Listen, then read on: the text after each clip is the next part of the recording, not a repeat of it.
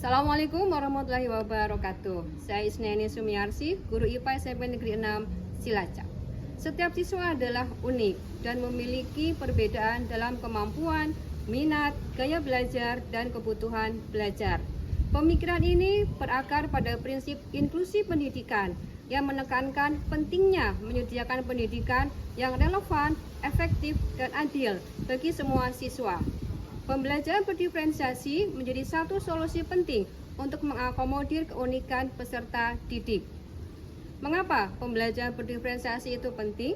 Karena di dalam pembelajaran berdiferensiasi dapat terjadi inklusivitas, keterlibatan, dan peningkatan hasil belajar. Inklusivitas yaitu di dalam kelas yang beragam, pembelajaran berdiferensiasi memastikan bahwa tidak ada murid yang tertinggal. Pada kesempatan kali ini, saya akan menyajikan kegiatan belajar bersama siswa kelas 8F SMP Negeri 6 Cilacap dalam melakukan uji kandungan glukosa dalam urin manusia. Bagaimana prosesnya? Mari kita simak bersama dalam video berikut.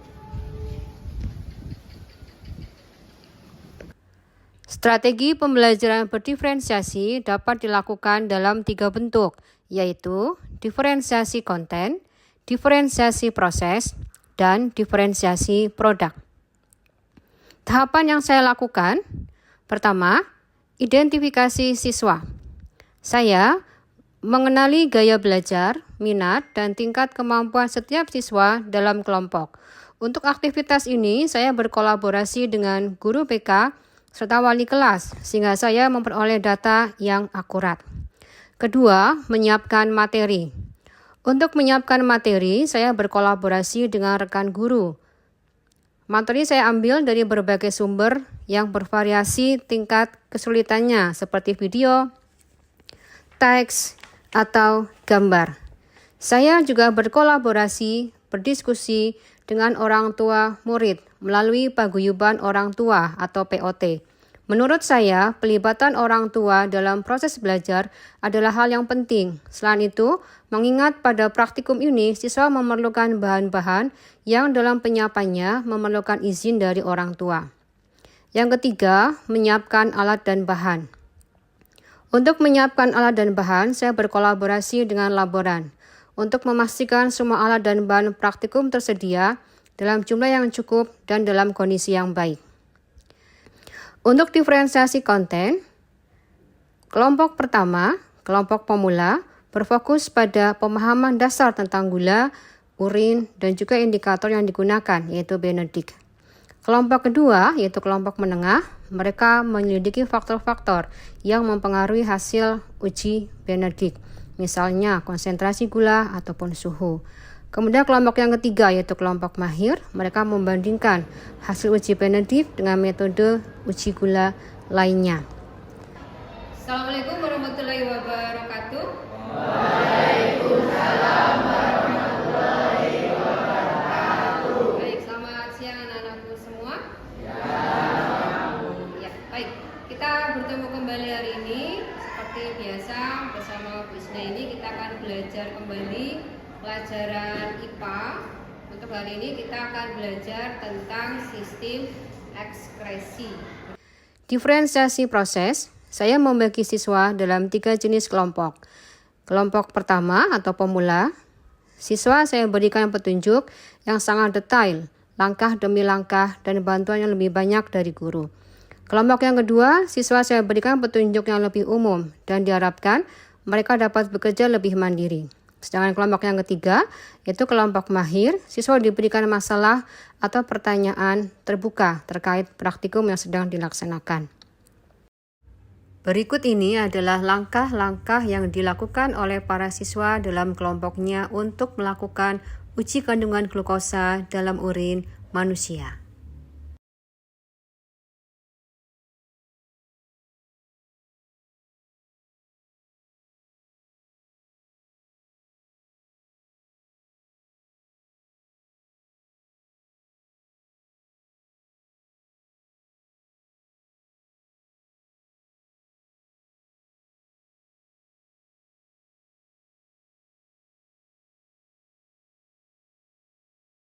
Kelompok 1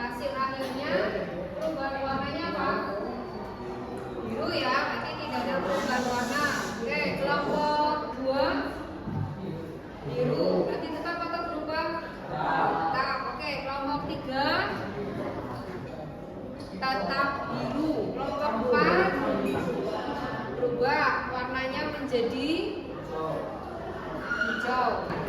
Untuk laporan, ada yang mau bertanya? Siapa ya? Pakai kertas biasa. Oke. Ada lagi yang mau bertanya untuk laporannya? Ada? Jelas semuanya? Jelas. Kemudian apa kesimpulan yang kita peroleh pada kegiatan uji kandungan glukosa di dalam urin? Kelompok 1. Oke, urinnya negatif, tidak mengandung glukosa. Kelompok 6. Kesimpulannya?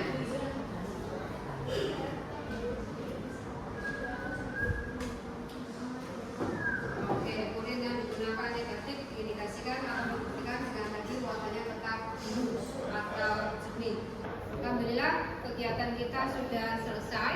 Nah, seperti biasa sebelum kita akhiri, silakan setiap siswa untuk mengisi refleksi. Ya, link refleksi sudah urusnya ini kirimkan. Silakan kamu tuliskan jawabannya. Ada link itu mana yang apa jawaban yang sesuai seperti biasa.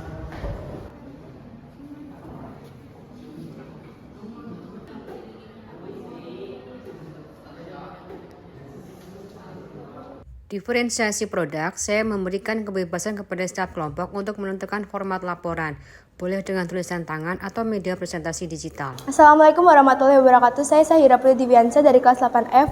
Perasaan saya dalam mengikuti pelajaran di Busna ini adalah sangat menyenangkan dan tidak ada rasa bosan sama sekali.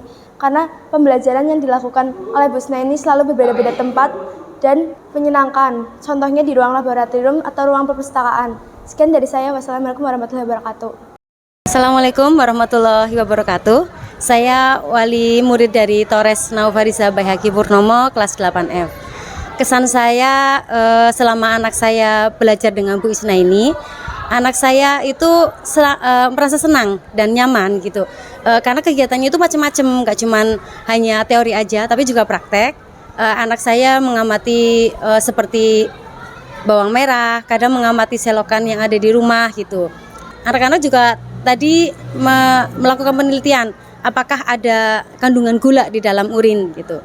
Ini sangat penting ya karena hal ini jadi membuat anak semakin memperhatikan lingkungan sekitar dan juga anak-anak jadi lebih memahami arti pentingnya pola hidup yang sehat itu seperti apa gitu. Kalau saya diminta gitu tentang pendapat praktikum tadi, saya sangat senang, saya berterima kasih karena anak saya jadi mengerti gitu tentang makna kandungan gula yang ada di urin itu seperti apa gitu. Sekian, terima kasih. Wassalamualaikum warahmatullahi wabarakatuh. Assalamualaikum warahmatullahi wabarakatuh. Perkenalkan, nama saya Febrian Gubernaditya. Saya laporan Lab SMP Negeri 6 Cilacap.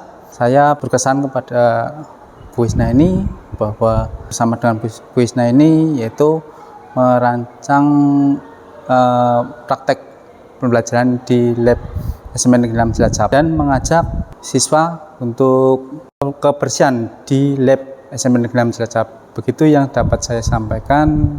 Terima kasih. Wassalamualaikum warahmatullahi wabarakatuh. Dengan pembelajaran berdiferensiasi, setiap murid merasa dihargai dan didukung dalam perjalanannya untuk mencapai potensi terbaiknya. Mereka merasa lebih terhubung dengan materi dan lebih termotivasi untuk belajar.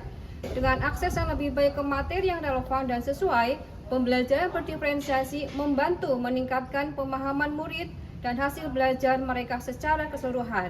Mari Ibu dan Bapak guru hebat serentak bergerak. Guru bergerak, Indonesia maju.